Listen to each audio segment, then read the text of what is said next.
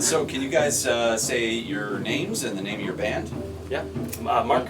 John? Joey. Yeah. And you are? Old Major.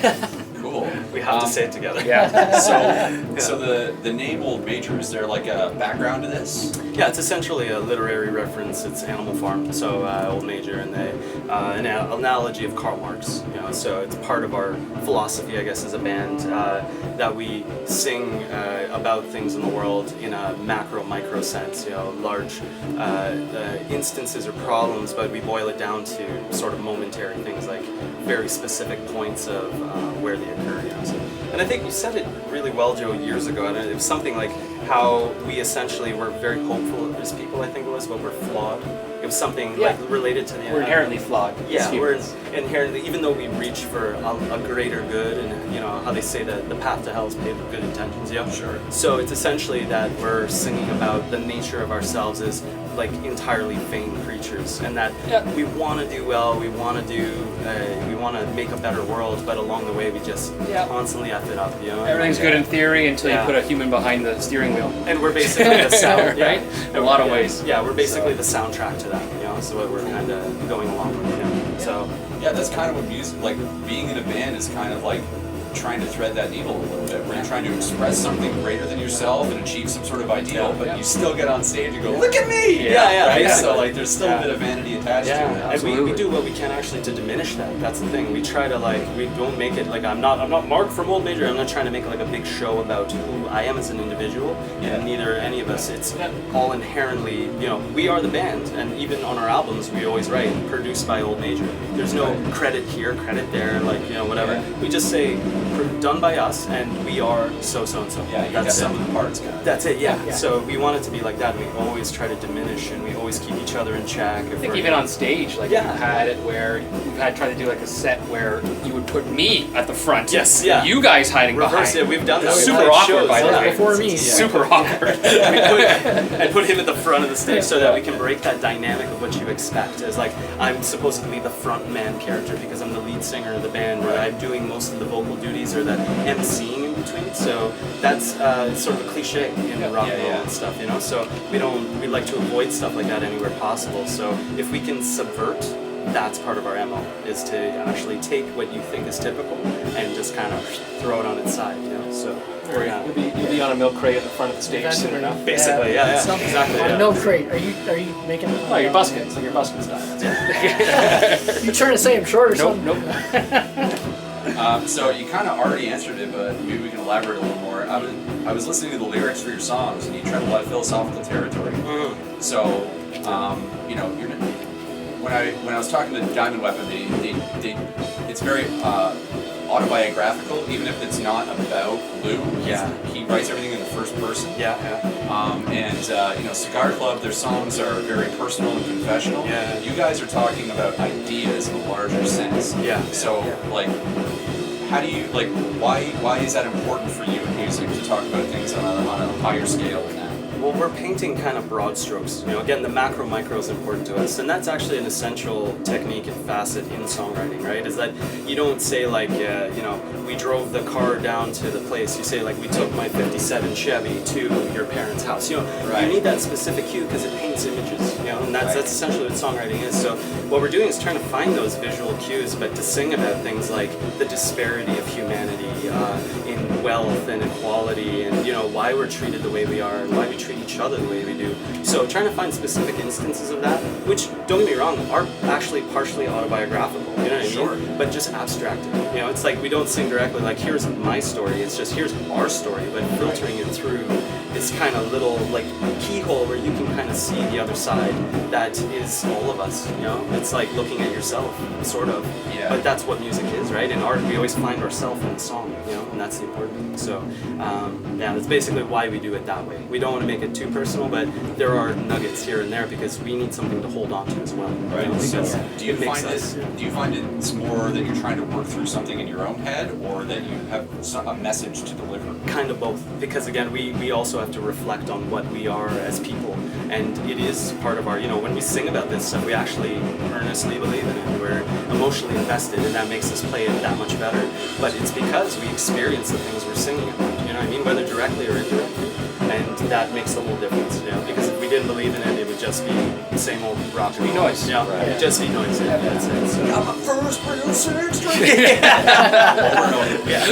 Oh man. So you guys are a three-piece. That's quite rare. Yeah.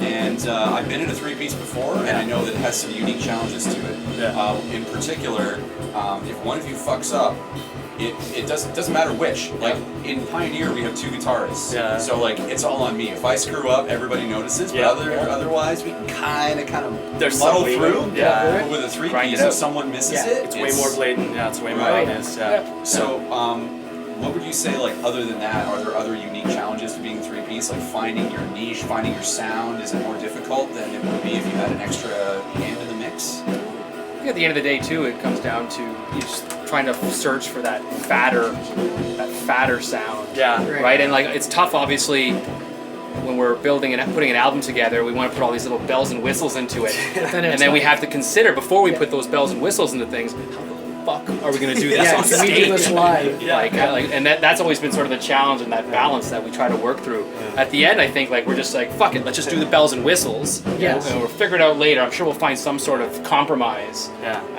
as we get closer to it, if we ever get to play a live show again. But Yeah. for me, it's been kind of a new experience because I'm the newest member. Yeah. And How long have you been in the band compared to, like, how long has the band been 2 around? years? I've been 3 years now. What's our I think. timeline? I think, yeah, you joined around 2017, I think, or Yeah, I 2018? think.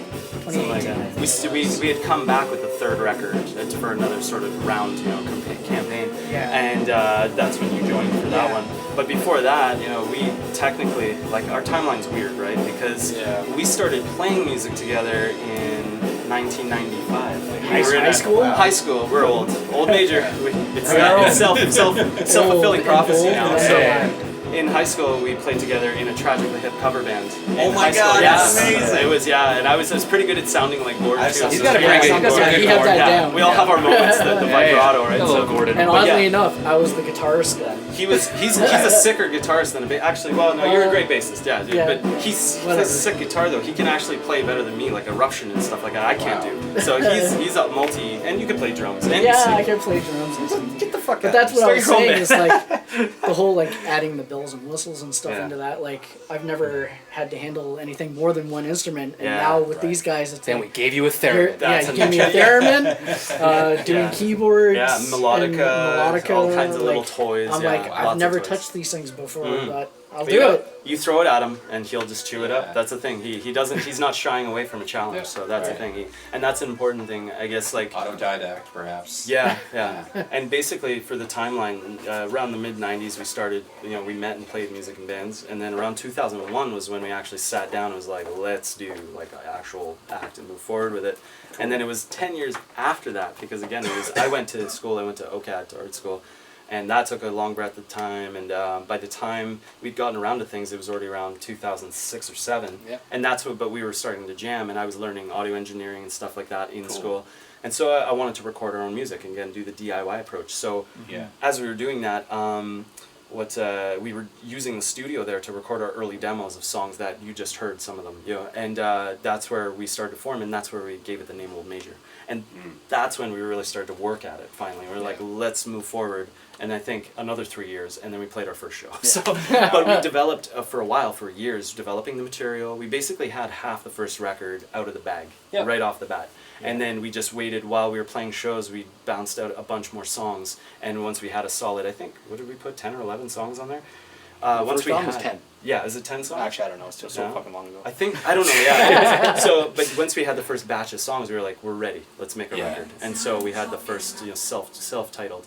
And then we, from there, that's been it for 10 years. We've just been banging away 3 records. We have a 4th on the way. Demos are done. Right. We're just in recording now, and Do you have a name for the new album?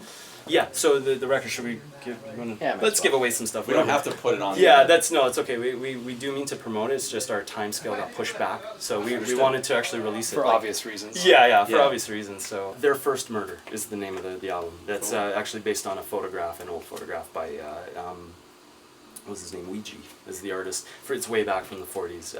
Cool. But yeah, it's again, the theme of the record is things about vanity and the morbid fascination with tragedy and stuff like that. How we sort of get a sense of that Schadenfreude out of grief. You know, we get a sense of like, yes, somebody else is suffering more than me. You know, Everyone likes their sorrow porn. yeah, and so again, the microcosms drawn out of that range in everything from cancel culture to our terms of service as in, you know, sort of indentured servitude as people, you know, in the workforce. So there's a lot of things we allude to, and they're all very strictly written as one sort of narrative, you know. So we're really excited, and we have the demos done. It's ready, you know, and we just once we produce it, as soon as we can, we'll get it out there. So, So you take a lot of time with your stuff. You're very slow and steady with your, with your basically, work. yeah, methodical. So what is your creative process like? Do you start with lyrics? Do you start with riffing?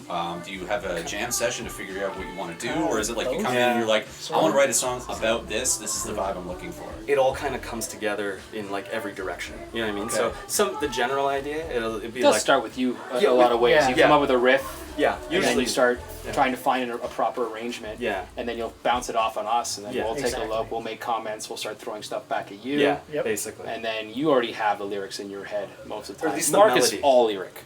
Mark is the lyricist. Basically, wrote all of it. Yeah. But the melody is what comes first. So I actually write in that process because the words are easier to sort of phonetically place for me, and also to the melody is the hook, and so is the words, right? Because when you marry the two, you get what's called prosody, and that's the marriage of words and music. And you take a powerful word and a powerful vocal melody or whatever, and that's when you have that real, just look at Celine Dion, Right. Every song is love, and every song is a long, high belting, Right. you can't beat that, right? Yeah. Vegas, So anyways,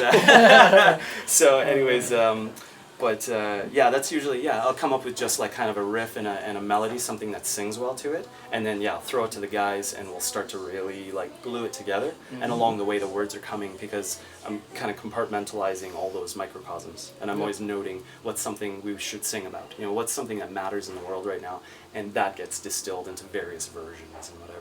So, and that'll boil down, and then throw Johnny a slapping bass line and some toys, There we so go. which has been really cool because he's really good at walking, right, the bass. Yeah. So we're trying to find more ways to do that instead of Yeah. just this punchy rhythmic kind of shit that we always do. Yeah. So we're like, how do we evolve from that? Yeah. And so we're trying to get his skill set more out there because he's really good with that stuff. So Cool. On that note, you guys play with rhythm a lot. A lot more than most bands, I would say, but especially most three pieces, because it becomes extra difficult when you don't have someone that can carry the backbeat if you're all kind of doing your own thing. Yeah. And you guys are really good at passing the ball. You know what I mean? Where like you'll have one thing going on, and then one of you will slightly switch it up, and then you'll transfer it over, and then you'll bring it back around again. So like, how do you guys figure that out? Is that an organic process too, or is it something that you like sit down after the song's written and you go, okay, we're going to do it in this order? That just comes with, once again, bouncing things back and forth on each other, and then when we start jamming it out as a band, it actually happens very organically because we try to fuck each other up. yeah, We do. We're always Yeah. messing. That with happens each a I'll other. lot. throw in a backbeat, Yeah. I'll throw in an off time, Same Yeah. thing. and I'll see how I'll they do the react same to thing it, on and then all of a bass. sudden they'll Yeah. play catch up, Yeah. and then it's like, then they do play catch up, and then all of a sudden it's like, that sounded really good. Let's keep doing that. And then, and that's basically been the process, especially when all three of us get into a room together and just try to like purposely mess each other up and just see what beautiful things happen from it. Yeah. Yeah, and I said before that was one of my favorite moments is watching each other for when that smile happens. They're like, here it comes. I'd be like ready. I'm like, what are you gonna do? What the fuck are you gonna do? And it's like so that actually makes the whole process more just like we're still kind of teenagers in a garage. Like Definitely. just that. fun. I'll never act my age. That earnest kind of thing, honestly, is what keeps us, young major in a way. I know that sounds cheesy. Cut That's that going out. in. That's going in. Edit that out. Yeah, we're gonna put it at the beginning of every video. But the limitation is basically something we actually learn to work with. The fact that there's only three of us, it makes us do so much more with each person. That's why he's playing multi-instruments. This guy's playing every part of the kit as often as possible. He's really filling out the sound. Is there a rhythm guru in the band? Or do you guys all kind I of don't have know. your own sort We of all- strong You know what? skill Kinda set? I think it's different sensibilities because, like, for Sure. example, us two are not as musically theory inclined as this guy. So him and I will be like, oh, when you do the toka toka ta, and I do the ba ba da da da, The and then boogada boogada. and I do that one chord that goes brang like that, and then John will be like, you're doing 5/4 time, and that's an E minor. You know, like basically he'll be the one that he has the declarative knowledge, you know, to like Yeah, that, and we're like, oh, that's what it is. Cool, okay. Or John will be like, you're playing a polyrhythm, idiots. You know, oh, polyrhythm sounds fancy. Let's go. Yeah. That's 2 words. We're prog now. Yeah. You know? Well, I come So- from a very prog background Exactly, myself, yeah, so. yeah. And we all kind of do in our own way, but him most of all. You know what I mean? So, but we've always just found ways to goof off and glue parts together. And again, that limitation is what brings that about. Is that let's make the most of what little we're working with. You know? So, yeah, that's Yeah. it. Yeah, basically.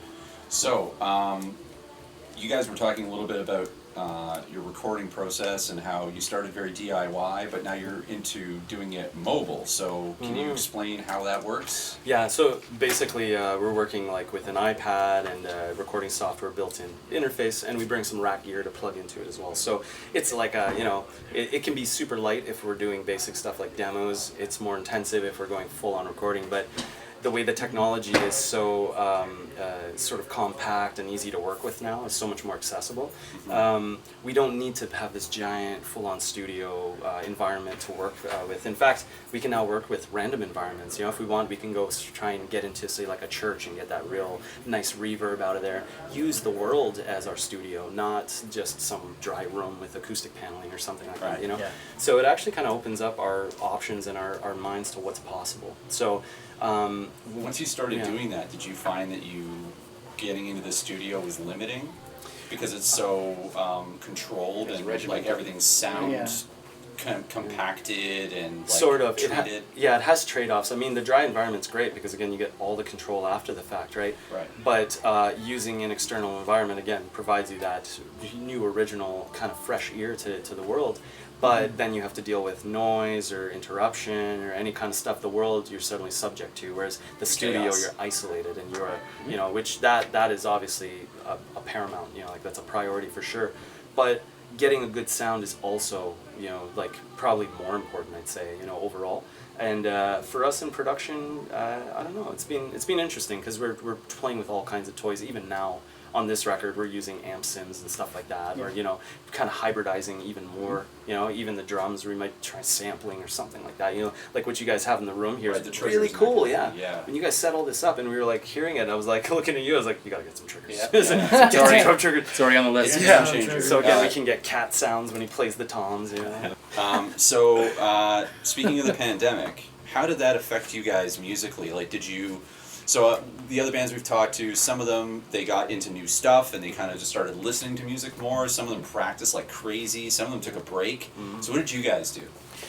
Well, yeah. You start. You start. Yeah. You start. Yeah. Well, I was going to say the only thing for us is, in a way, and I hate to say this because, again, a lot of suffering has been entailed because of it, but it was a godsend because we actually got to do what we were doing anyways. We played our last gig. I think Diamond Weapon actually noted, Lou was talking about his concussion at the Rivoli gig. Right. Yes. And yeah, that actually Oh was my our God. last show Yep.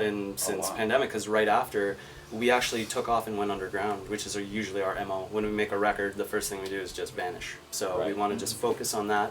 Even like this, when you guys asked us to come out and play, we were like, do we want to do that or just stay off the radar and just keep going, you know? But we were like, let's have some fun, be a band again, at least remember what Yeah. that is.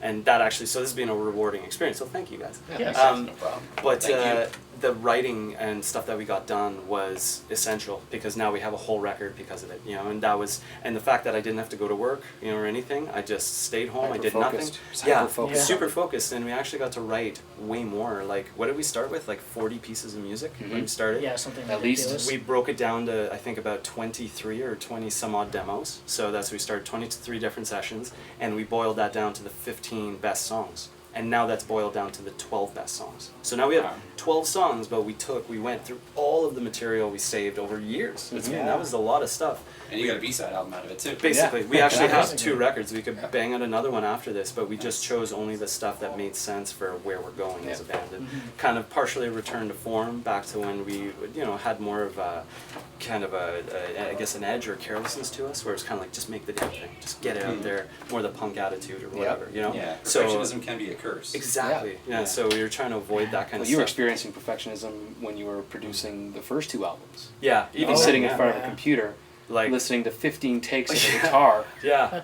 and It just was- paralysis through analysis. Yeah, and that's the thing. That's all it Yeah, was. and it wasn't until, you know, like we'd all listen to it together, and then finally I'd get a flush of reality, and Yeah. the guys would be like, yeah, Get no, your we head don't- out of your ass. It Yeah, sounds great. basically. You can't tell the difference. I don't know what Yeah. you're listening to. Yeah, so But it sounds the same. yeah, and even then, you know, Sometimes it's the mind that does that, Yeah. right? Like it'll tell you that things are different because you Yeah. want them to be different. Yeah. And Yeah. someone comes along and goes, it's basically the same. You need You're like, perspective. You're probably You're right. probably you're right. Yeah. And even now, we keep a close-knit group of people around us that are, you know, friends and family that we play stuff for, and we get like a reference, just so we get some sense of where we are with it, because we may think it's great, but, you know, and we don't expect everybody to think it's great, you know.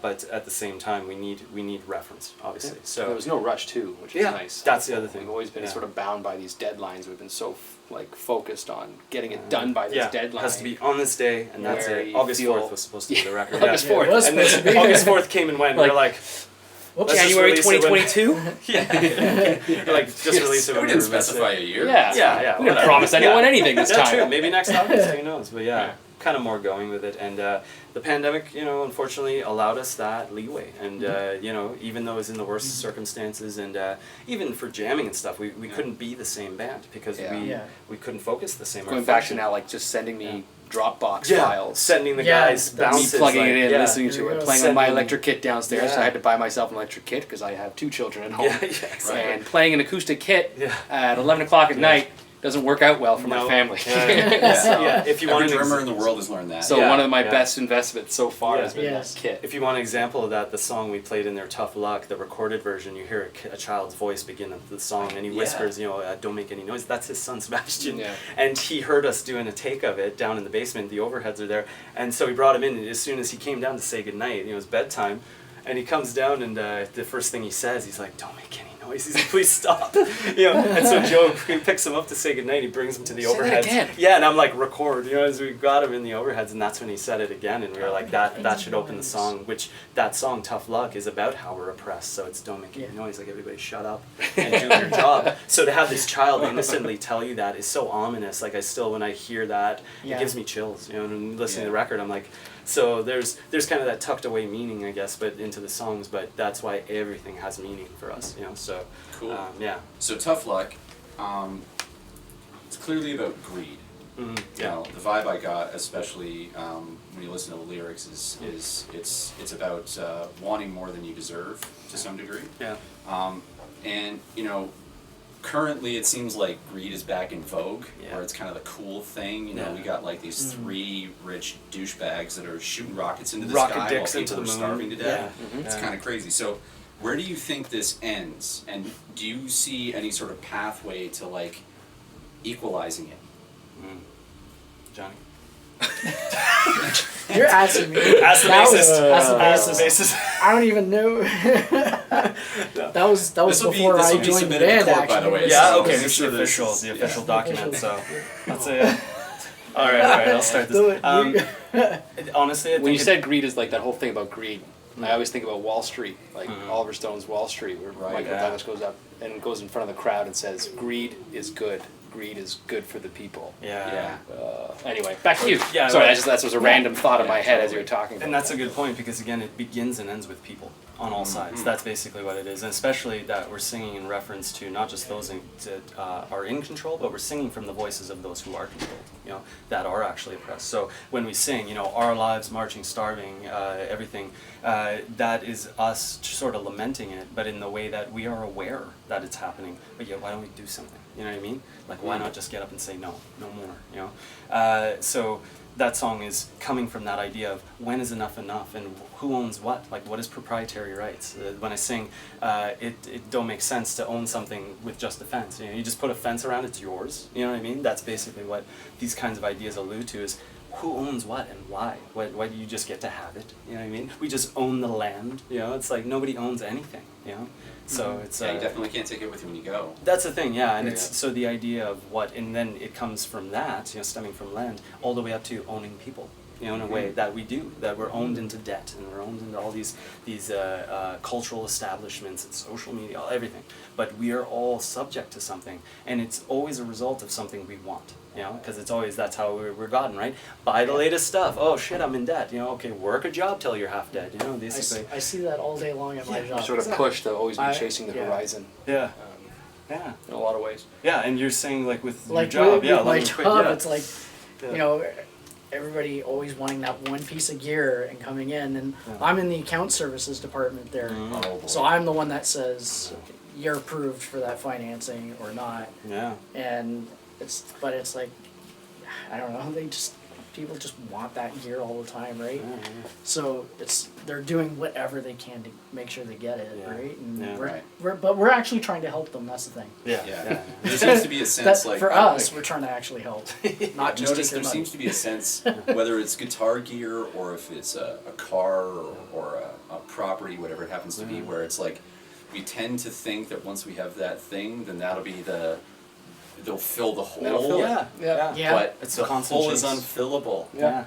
The It'll hole never. is- It is. yeah, And that's it's actually eternal. kind of the point with the economy, right? Keep Yeah. that moving. And Keep if that. you go- Even if you do Just get keep through shoveling the stuff in. 40 and years of bi-weekly payments. then- Yeah. Exactly. I got Yeah. this, but now I need this. Yeah. It never ends. And even with us as musicians, like that never-ending troll of gear, whatever that we will Exactly. plow through, you know. And then half of it, you know, you look at it and you're like, I haven't played that in forever, you know what I mean? So Yeah. it becomes commodity fetishism, you know, where it's like buying the sports car because maybe you're, you know, got a tiny penis or whatever, you know. Like, it's like that, you know, or whatever. You're compensating for something, so it becomes the vessel of your fantasy life, you know, whatever your imagined life, you know, which becomes your reality, and then, you know. Good old rat race. Good old rat race. Sounds like it. So. So spell check. I love the first verse. I just wanted to kind of repeat it. It took a team of every brilliant mind, 100 years of thinking to understand what fits so neatly in the palm of your hand. I think you think because you have one, you are in on the plan. Yeah. And then you repeat, I don't care how it works, only that it works. Yeah. So sounds like what you're trying to say is like so much of what we have, all the advantages we have, we don't even realize how important it is. Yeah. And like, so I'm a contractor by trade. Yeah. And like, when people ask me what's the most important thing in a house, I always say the toilet. Yeah.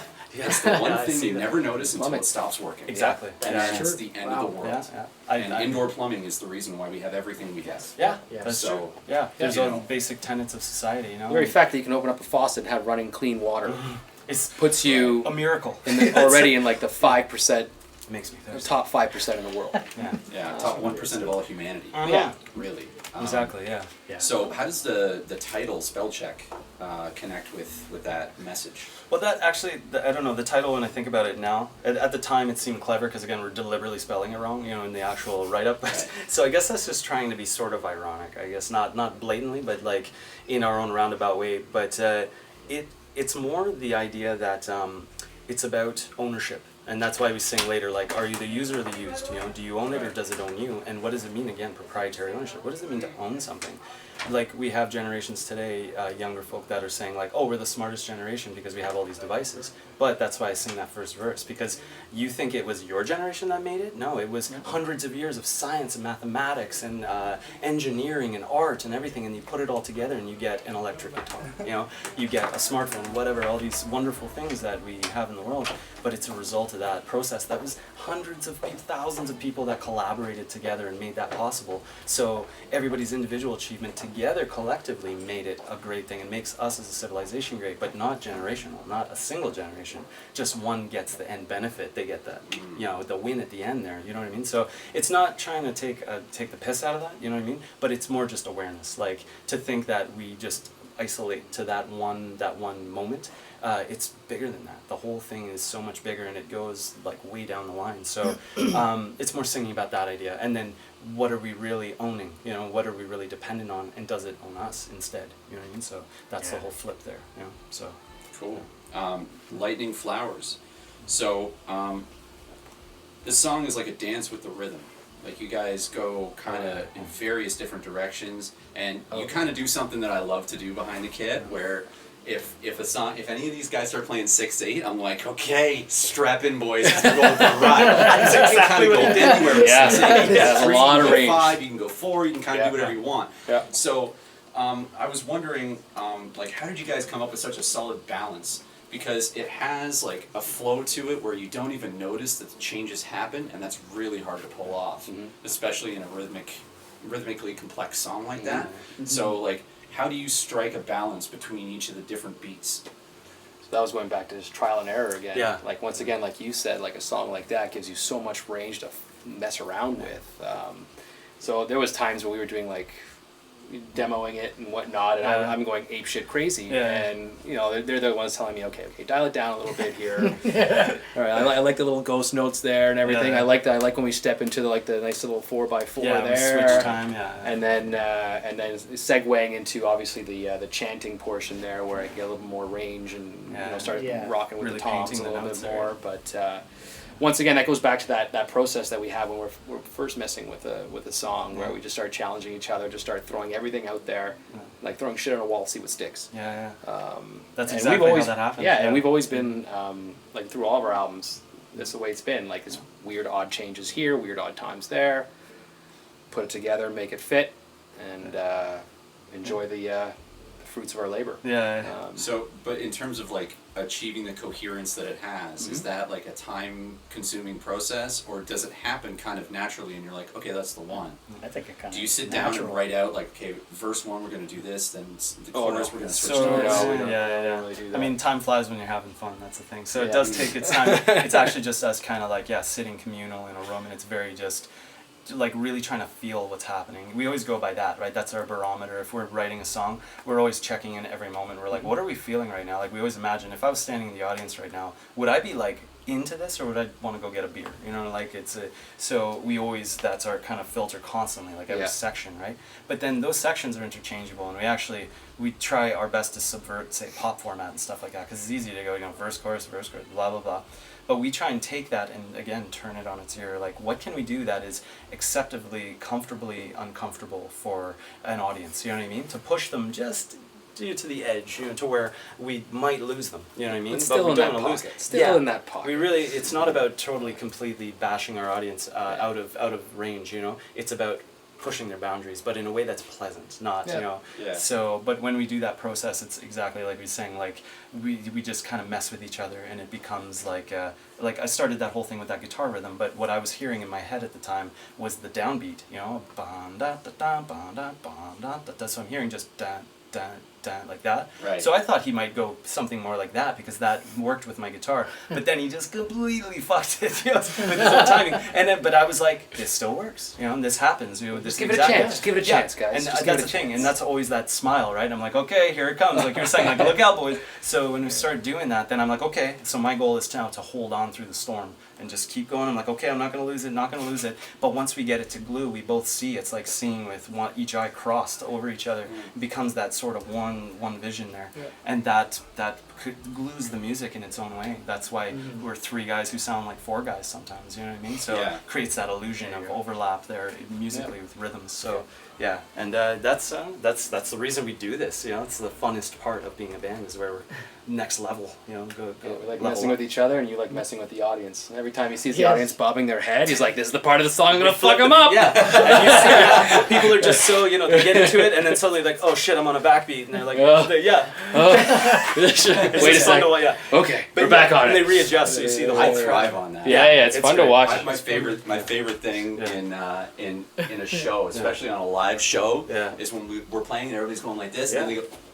But see, that's the moment where you wake them up, though. Like, you pull them out of, this isn't just your life kind of rolling by one beat at a time. We're going to pull you out and give you something new. And and just hit the brakes on you. Get those new synapses to fire. You know what I mean? Connect new pathways neurally in the neural pathways in the mind. So, and that's interesting, because some people come up and go like, I didn't even know that was musically possible. You know what I mean? And so it'd be like, welcome to whatever 7 to whatever. Welcome to 19 over 20. 19 over 19. I don't even know if that's the time. But John, you're the guy. Say it. Welcome to 13 over 10. 13 over 10. Does that even? No, I'm just making that up. 7 over 4. Fail. Musicians of YouTube, comment. So Rhino, first off, I want to say that I love that you left that moment of pedal rage in the end of the song. That was Yeah. Yeah. I love a song where you have that little moment where you can just hear the emotion of the musicians. Yeah. That, like, It's actual tension and sometimes frustration. bad takes are actually great takes. Mhm. You know what I mean? And this song in particular, it takes me back to the 90s, but I can't really pin down what band it reminds me of. So I was wondering, the album, In Dog Years, what were your influences at that time that they were coming out? We're pretty broad when it comes to influences. Like, Yeah. we're a huge mishmash. We listen to literally anything and everything, and it's even stuff that shouldn't be musical. Like, I have sound effects and stuff in my iTunes, so randomly like will happen. I'm like, was that a track? But that sounded cool though. We just we're following more sounds as much as music. So we're My kind of soundtracks aren't party friendly. Yeah, exactly. We're insane. Yeah. It's so Don't wide. ask me to run the Yeah. playlist, because again, you'll hear the most random stuff, but we pull from a lot of places, and that's the other thing, is kind of filtering that in a way where, because we don't want to wear anything on our sleeve too much. We got pegged sometimes with stuff, and even different genres, because our music is so dynamic. So some people think like, oh, you guys are just a stoner band. You play heavy stoner. No, that's a couple songs. one song, Yeah. two songs. But then some people will be like, oh, you're like kind of like doing a Radiohead thing. We're like, no, not really. Yeah. We kind of Maybe an allude. influence for this song. Yeah. But yeah, so I The did notice, influence like, when I there. was listening to Lightning Flowers, Yeah. I was like, it has like a hint of Dire Straits. yeah, Yep. something like that. And then Yeah. some of your stuff sounds like Them Crooked Vultures. Yeah. But like, there's never anything that's like, that's the band they're trying to do. Yeah, you know that's what I mean? and that's how influences work, right? You don't. Right. We're not trying to be another band. We're trying to be ourselves, but we're also taking from what gets us excited. You know what I mean, about music and everything. So that's typically how everything comes together. But our sensibilities do change record to record. So even now, this was kind of a return to form back to the first record, but only because the third record we went down this dark, gritty, digital downer, downward spiral. I guess no, nothing like that. But Nothing like nothing like that record. If only That record was exactly. fantastic. Yeah, that record was amazing. But anyways, but we went down our sort of like each record had its own kind of flavor to it, right? Yeah. So, but it was Definitely a little more exploratory. yeah, The third one. But again, we just Yeah. kind of went with it because we were like, whatever. This is us doing us at the time and being honest with who we are, not trying to follow a trend, not trying to dig up whatever will appease people. Is it Right. still going to be challenging to both us and the audience? Check. So that's a record. So, but what were we talking about? I missed the question. We were talking about Rhino and just your influences on that album in particular, In Dog Okay. Years. Yeah, well, that one actually, because the first three records do have their own body of work. Like, it is technically a trilogy. We kind of left it behind, and now starting new with this next record. But each one, again, has elements of things of mortality, vanity, like ownership and proprietary rights and stuff like that, how we take dominion over the earth and each other. There's lots of different themes, and each one has a sort of pointed character to it. But when we do it at the time, I don't know, I think we just kind of pick up on who we are, Yeah. The first record was kind of an experience, more just like kind of a punk DIY ethic of just get it out, who cares, and Make noise. yeah, and very pointed. If you look at Yeah. our lyrics earlier, it was very much more angry and like aggro with it. The second became more painted and like kind of flowery and abstracted, and we pulled back and we're trying to be more ethereal with the whole idea of like what does it mean to create meaning for the audience, So, and then the third record, I don't know, that one just kind of like went full on. We're trying to be like the Doors or something. I don't know, it went almost like more to poetry, and alluding to that. But that's a big misnomer. Poetry in and depression. songwriting. Yeah, It was a pretty depressing yeah, album. basically, yeah. So each one had its own So it character. had that was sort of the tragic climax of Sort of, your yeah. movement. Yeah. To another And one. it became this Cool. dark cycle to finish there, and then now starting anew. This record is definitely a different vibe compared to all of that. And much more of a. I think it's our best stuff to date. I know a lot of bands say that, but I honestly feel like it's some of our best work I like as a it. band. It's nice to look back to like a little bit more of a pick me up off the third and album. it's got a lot more. We'll play you a couple tracks off the thing after, so if you want to hear something. But yeah, Oh, yeah. because again, we need reference, and you guys are really Yeah, cool. So absolutely. yeah, Yeah. it'd be cool to hear what you think. Yeah. But yeah, so in Dog Years, and especially with Rhino, that song is essentially that's the song again about it fitting to your drum track, like the anxiety and rage of just traversing the city. It's actually kind of a metaphor about cyclists and cars. So if you listen, right. the way they kind of You know, so it's Yeah, like that. They're both trying to share the road, but Yeah. they don't like to share Yeah, the road. everybody They don't wants be the to. road. Yeah, everybody wants ownership There you over go. that space and whatever, and it's people carving out each other, and then they collide, right? X and Y, they fucking. So the idea that's just one of many themes there, obviously, but it kind of comes back to that again, mortality and what is life about, you know? So yeah, but that comes down to that microcosm. So that's that moment. You know, where they collide and they're like, what are we doing with our lives? You know, it's like, yeah. So, Cool. Yeah. So you guys have a new album. Do you have a release date that you would like to tell people? Or you kind of want to leave it loose. Yeah, Don't you we're rush kinda- us. it's No, yeah. We yeah. just talked about Yeah, I this. I'm trying to rush it. I was just Yeah. asking if you had. No, we can leave it out. It's not a big deal. No, it's all right. Comfortably 2022, January-ish. Is that next Yeah. year? When it's ready. Yeah, that's Coming next up. year. That's right. Just a few months away. Yeah, whatever. It's still Basically, 2020. when it comes in. Yeah, no, Yeah. don't say It feels like that. sometimes. Make it stop. Yeah, I guess basically, yeah, when it comes out, we're going to try as soon as possible because our best downtime for a record, because he's GM of a golf course, so he's wow. seasonal. Yeah, he's definitely like busy in the summer. So the winter though, lots of downtime, and that's when we do recording and everything. And so Right. we'll definitely get in the basement and track the drums and all that stuff. So Very cool. yeah, but once that's ready, then lay everything else out quick. So hopefully, I don't know, spring probably if we really take our time with it. Yeah. And Get the right bells and whistles. yeah, Yep. we really want to take our time with it and just make it the best record we possibly can, and that's why we were like, we're not in a rush, you know, like Cool. to do that, yeah. So especially with again the pandemic and the fallout, we don't want to come out too early because again, how are we going to tour that? You know, how are we going to Yeah. get out there? So and is that back the in plan? shows? Once it comes out, you want to be able to hit the road and just go for At it? least go where we can, Yeah. just play shows. Yeah, we want to get back on stage and get back to being Definitely a band. miss- Yeah, Miss that. but basically, yeah, it'll be next year sometime, and what else? I don't know. Next year ain't that far away. We also have a video Sure. with one of the 5 singles. months, We'll say 4 the months. first single is a song. We'll play it for you. There's a song called Officer Cagliari, and Okay. that's actually a song about cancel culture, which is really cool. So but the video, basically the concept is it's going to be a psychological thriller with puppets. So we're making Muppets. Oh, yes. Yeah, Yeah, we're making we're puppets. making You So throw puppets in a video and I'll watch yeah, it. we're yeah, cutting right up now. felt and I'm we're cutting up felt. It's a cool concept. It's fun. It's very like minimalist, but it's gonna be really surrealist, you know, in its Yeah. dialogue and what it's saying about anxiety and depression and stuff like that. So, but that's gonna come out as the first single, and we're gonna hit it hard with the video before the album drops and all that. So, Yeah. Sweet. and that's basically the plan thus far. Yeah. You know? Cool. And shirts. Let's Mhm. make some And shirts for shirts. once. Fuck. We have these shirts that just say OM and impact bold. Well, if the single But goes yeah, well, it's just make puppets. Yeah. Yeah. There we yeah. go. We'll make custom puppets. Yeah, the problem is now It's a with lot of yoga, work. people are going to see that and be like, cool. Yeah, or there's a band called Ohm that's from I think they're in the States or something. Oh, so really? somebody asked, you know, when I made a poster saying like Ohm at the Horseshoe or something, and they were like, Ohm's coming to the Horseshoe, and I was like, you're excited? Yes. I was like, finally. You know, I was like, so no, it wasn't. They were excited for Ohm, not Ohm Major. So whatever, we'll get That there. is what it Yeah, is. yeah, we're not too worried. So, but yeah, Cool. thank you so much for Yeah. having us on here. Thanks We for really appreciate letting it. us That's feel awesome. like we played a A live band show again, yeah, That for the was- first time yeah, in yeah. 2 I'll tell you years. what I tell all the other We- bands. we I get a talked about free that. show every time this Yeah, happens. So I exactly. So you're in. You're Yeah, good. yeah. You're doing Technically, me it's a our favor. first Yeah. show in 2 years. So. Yeah, I can't believe I'm jeez. saying that, but yeah. Yeah. Well, you guys were solid. Yeah, thank you. Thank We you. appreciate that. Yeah, Yeah. yeah, it was awesome. Rock and roll. Rock and Cool. roll. Yeah. Yeah, cool. Take these Good. lights Yeah. off. I'm sweating. I'm schwitzing.